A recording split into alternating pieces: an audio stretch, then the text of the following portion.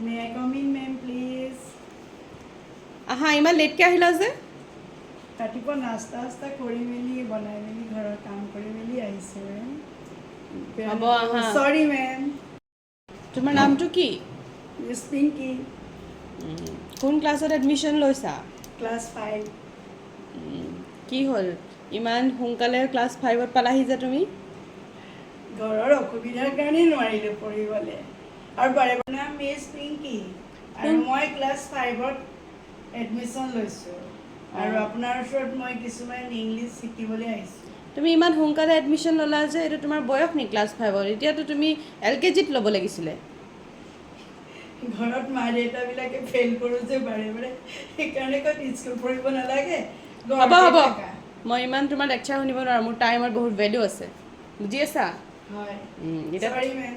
এতিয়া তোমাক মই নৰ্মেল কুৱেশ্যন কেইটামান সুধিম তাৰ নৰ্মেল আনচাৰ দিবা কওক হোৱাট ইজ ইয়'ৰ নেম মোৰ নাম my Miss Pinki name Pinki my name is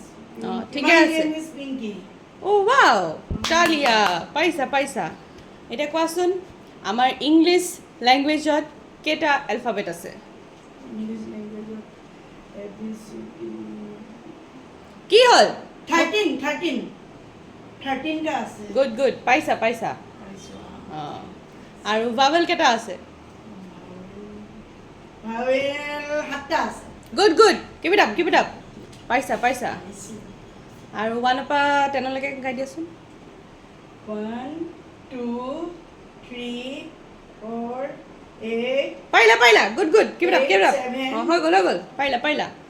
একদম ফাৰ্ষ্ট ক্লাছ আজিৰ পৰা তোমাৰ tuition start mission start Yes.